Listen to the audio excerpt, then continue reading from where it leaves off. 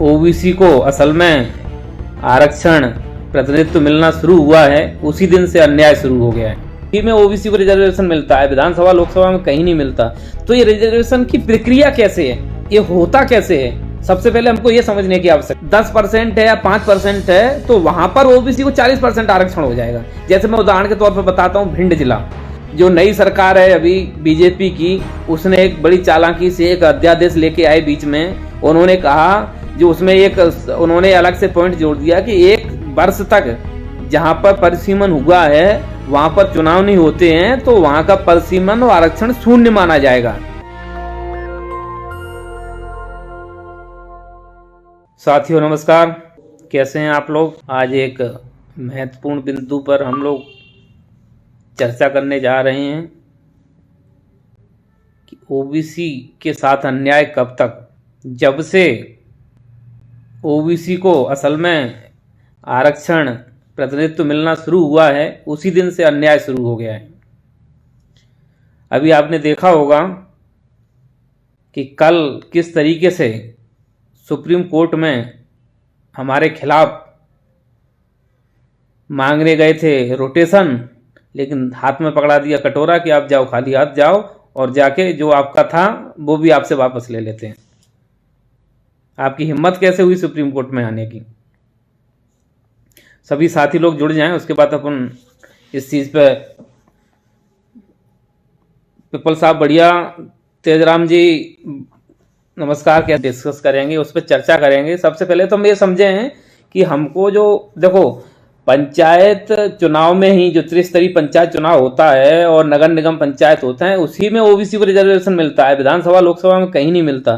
तो ये रिजर्वेशन की प्रक्रिया कैसे है, ये होता कैसे है, सबसे पहले हमको ये समझने की आवश्यकता है। सबसे पहले हमको ये समझने की आवश्यकता है कि भैया जो रिजर्वेशन हमको दिया जाता है वो दिया किस आधार पे जाता है, हम उसको सबसे पहले समझेंगे। उसके बाद फिर हम आगे उस चीज़ पे डिस्कस करेंगे कि उसकी क्या प्रक्रिया रहती है और कैसे करके वो हमको मिलता है। कि सबसे पहले मैं आपको ये समझाता हूं कि पंचायत में रिजर्वेशन होता कैसे है। जब ये पंचायती राज अधिनियम बना था उसके बाद से ये लागू हुआ था कि सभी स्टेटों में ओबीसी को भी पंचायत में और नगर निगम में रिजर्वेशन दिया जाएगा। उसका पैटर्न जो होता है ना वो अलग होता है। ना तो वहां कहीं 14% फिक्स होता है, ना वहां कहीं 27% फिक्स होता है। उसका चुनाव का पैटर्न है वो ऐसे होता है कि उन्होंने सपोज करो एक जिला पकड़ा, उस जिले में SC ST और ओबीसी की जनसंख्या कितनी है वो निकालते हैं। यदि किसी जिले में SC और ST की जनसंख्या 50% है तो वहां पर SC को उसकी जनसंख्या के अनुपात में, ST को उसकी जनसंख्या के अनुपात में रिजर्वेशन दे देंगे 50% तक। वहां पर ओबीसी का रिजर्वेशन शून्य होगा क्योंकि 50% से ज्यादा रिजर्वेशन दे नहीं सकते हैं, इसलिए उस जिले में ओबीसी को बिल्कुल भी रिजर्वेशन नहीं रहेगा। लेकिन यदि किसी जिले में SC शून्य है या ST शून्य है और दूसरा 10% है या 5% है तो वहां पर ओबीसी को 40% आरक्षण हो जाएगा। जैसे मैं उदाहरण के तौर पर बताता हूं, भिंड जिला, भिंड जिले में ओबीसी को लगभग 33% के लगभग 30 या 33% के लगभग रिजर्वेशन मिला हुआ है, क्योंकि वहां पे मध्य प्रदेश में ST नहीं है तो वहां उनके लिए कोई रिजर्वेशन नहीं है। 18 या 20% के लगभग SC को रिजर्वेशन है। जो बचा हुआ 50% में से 20 को निकाल के जो 30% बचा हुआ है वो ओबीसी का हो जाता है। ऐसे ही बगल में मुरैना है, ग्वालियर है, ग्वालियर में तो इधर शिवपुरी में तो कुछ ST की सीटें लग जाती हैं, कुछ आदिवासियों के गांव हैं वहां पर, तो उनको भी मिल जाता है। तो इसका उस रिजर्वेशन से कोई लेना देना नहीं है कि उसमें 14 था, इसमें 27 था। तो इस भ्रांति को बिल्कुल आप दिमाग से निकाल दो कि मध्य प्रदेश में हमको 14% रिजर्वेशन मिलता था कि मध्य प्रदेश में हमको 27% रिजर्वेशन मिलता था। मध्य प्रदेश में हमको किसी जिले में 30% भी रिजर्वेशन मिलता है। आप उनकी वहां की सीटों को आंकड़ा उठा के देखो तो आपको वहां को देखने में मिल जाएगा। और कोई कोई जिला ऐसा है जहां पे ओबीसी को सिर्फ 0% रिजर्वेशन है, क्योंकि वहां पे SC और ST की जनसंख्या इतनी है कि 50% के लगभग उनका हो जाता है, तो फिर 50 के ऊपर रिजर्वेशन नहीं दिया सकता, वहां पे ओबीसी को शून्य हो जाता है। एससी और एसटी का सबसे पहले रिजर्वेशन होता है पंचायत का आंकड़ा निकाल के पंचायत में करते हैं, जनपद का आंकड़ा निकाल के जनपद में करते हैं, और जिला पंचायत सदस्य का जो आंकड़ा रहता है वो उस आधार पर जिला पंचायत सदस्य के बाट का रिजर्वेशन करते हैं। ये रहा रिजर्वेशन की प्रक्रिया कि जो अपना जो चुनाव रहता है उसमें रिजर्वेशन करते कैसे हैं। अब अपन आते हैं कि ये हुआ क्या कल। साथियों, मध्य प्रदेश में 2019 में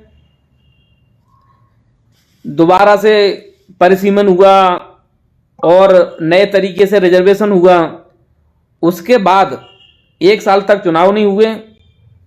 जो नई सरकार है अभी बीजेपी की, उसने एक बड़ी चालाकी से एक अध्यादेश लेके आए बीच में। उन्होंने कहा, जो उसमें उन्होंने अलग से पॉइंट जोड़ दिया कि 1 वर्ष तक जहां पर परिसीमन हुआ है वहां पर चुनाव नहीं होते हैं तो वहां का परिसीमन और आरक्षण शून्य माना जाएगा, क्योंकि उनको ये खत्म करना था।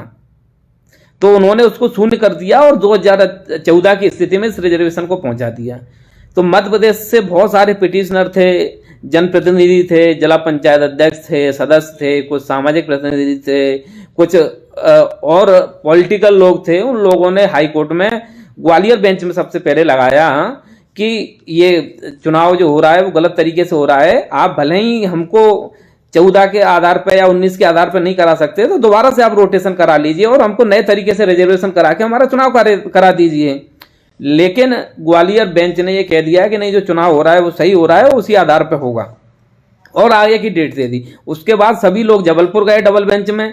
डबल बेंच ने उस दिन 45 मिनट सभी वकीलों को सुना, बोला कि आप कह तो सही रहे हैं, क्योंकि एक बेंच हमारी ये डिसीजन दे चुकी है तो हम इसको नहीं पलट सकते हैं, आप आगे के किसी कोर्ट में जाइए।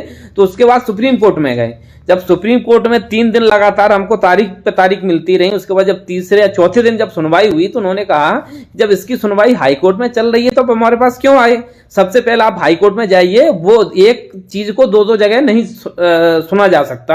आप दोबारा से हाई कोर्ट में जाइए, उस पर तुरंत कार्रवाई करवाइए और उस पर तुरंत सुनवाई करके अपना डिसीजन करवाइए। सभी लोग फिर वापस जबलपुर आए। जब जबलपुर में बोला कि सुप्रीम कोर्ट ने यह कहा है कि जल्दी से जल्दी हाई कोर्ट इस पर सुनवाई करें। जब हाई कोर्ट ने मैं ये सुबह 10:30 बजे सभी वकीलों ने, सभी याचिकाकर्ताओं ने प्रस्तुत किया तो हाई कोर्ट ने कहा कि हमारा विंटर वेकेशन लगने वाली हैं, सर्दियों की छुट्टी 3 तारीख को हमारी छुट्टियां खत्म हो गई, हम उसके बाद ही आपको सुनेंगे, उससे पहले हम नहीं सुन सकते। तो सभी वकील वापस गए सुप्रीम कोर्ट, बोले कि भैया वो तो 3 तारीख को सुन रहे हैं और 6 तारीख को तो पहला चुनाव है, तो 3 तारीख को। नेशनल दस्तक की आपसे गुजारिश है कि अगर इसको बचाना चाहते हैं तो नेशनल दस्तक को सब्सक्राइब करने के लिए रेड कलर के सब्सक्राइब बटन को दबाएं, फिर बेल आइकन की घंटी दबाएं। नेशनल दस्तक को बचाने के लिए बहुत जरूरी है कि हर खबर को शेयर करें, लाइक करें, कमेंट जरूर करें।